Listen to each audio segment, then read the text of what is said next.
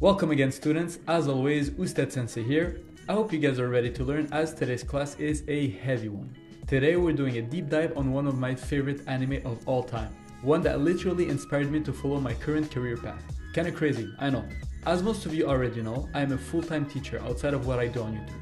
It's not much, but it's honest work.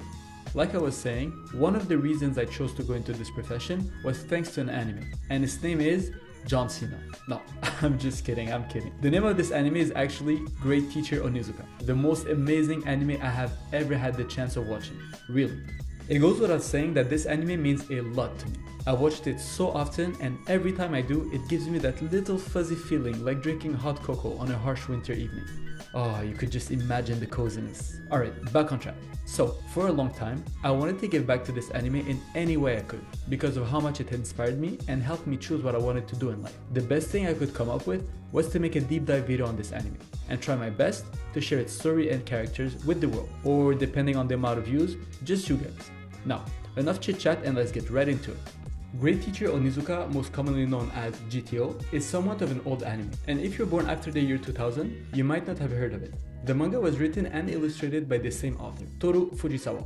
It first appeared in 1997 as a serialized series in Weekly Shonen magazine, and was one of their most popular series for 6 years, until the story came to an end in 2002.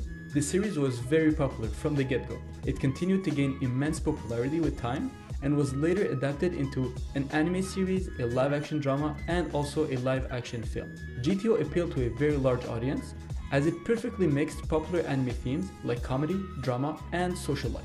More than that, and also what spoke to me the most, was how GTO tackled inequalities in the school system, bullying, and also depression. We all have been through a hard time, especially in our years in high school. Growing up isn't always smooth and without problems, and most of the time we struggle with ourselves and people around us, like our family, our friends, or our teachers. Even worse is that we have to try and fit in all of this mess and find our way in life. GTO presents this so well that you can't help but falling in love with this anime. I know I sure did, and that is why I can't see it as anything else but a masterpiece.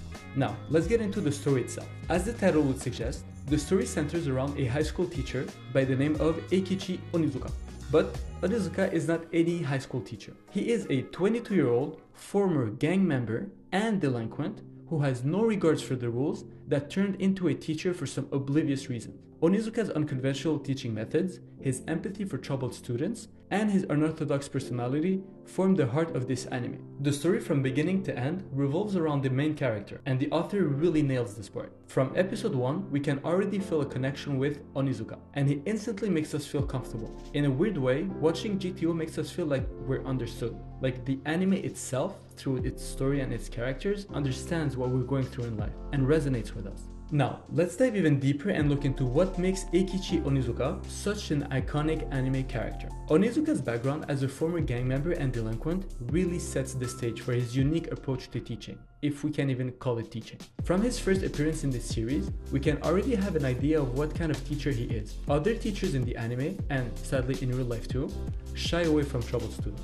They won't give them the time of day and even consider talking to them, which to me is completely baffling. But Onizuka does the complete opposite. He actively seeks those troubled children out. He firmly believes that understanding their struggles and earning their respect is the only way to unlocking their potential. This is something that I have a lot of respect for. As a teacher, this is very important to do with your students, especially troubled students. Without that connection, being a teacher would mean nothing. He doesn't care about what the administration or the school thinks, or what the other teachers might say.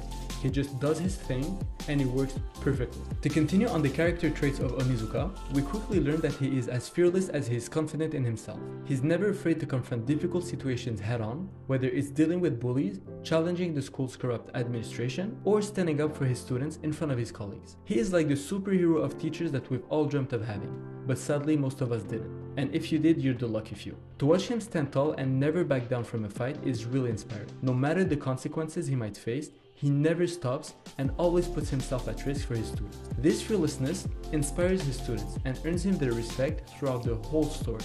This also comes out as a refreshing contrast, as his students at the beginning of the show are at first very timid and insecure. Most of his students at first don't trust him and have never had a good experience with teachers, and naturally, this forces them to put a wall between them and Onizuka. This quickly changes when they realize that he is not like other teachers. While watching GTO, the first thing that pops out and catches our attention is his persona and beliefs. This is strongly presented through his actions, and when we add this to his view of the school system, we are left with a teaching philosophy that is refreshingly straightforward. He doesn't rely on textbooks, nor does he rely on conventional teaching methods. Instead, he relies on his life experiences, street smarts, and genuine care for his students. He is very authentic and presents himself to his students like an open book, something that most teachers should do more, in my opinion. There is nothing he won't discuss with them, and he hides nothing from them, and I mean nothing. Whether it's his past mistakes, what he believes in, or simply who he is outside of school, Onizuka is as honest as one can be. And every time I rewatch the anime, I always think to myself that I should be more like this with my students. One last thing that I would like to discuss is how Onizuka's past brings forward his most remarkable trait, which is his ability to empathize with his students. He himself had a troubled past and faced numerous challenges while growing up. He understands what it's like to be misunderstood, bullied, or even neglected. He feels their pain, insecurities, and frustration because he's been there himself. Onizuka also serves as a positive role model for the students. Just by being a teacher, Onizuka demonstrates that even those with troubled past can change and find success in life. His own transformation from delinquent to a teacher is his strongest tool to inspire his students to believe in their own potential. Even after more than 2 decades, Great Teacher Onizuka continues to be a masterpiece for anime fans to watch worldwide. It has passed the trial of time and remains a reference point in discussions about teaching, mentorship, and youth issues to this day. I promise that if you give it a chance, this anime will make you laugh, cry, and reflect on the value of education and friendship. If you haven't watched it yet, I highly recommend that you find time to experience what a great story GTO is. That was all for this week, everyone. As always, if you enjoyed the video, leave a like and subscribe. Take care of yourselves, have a great week, and see you on the next one.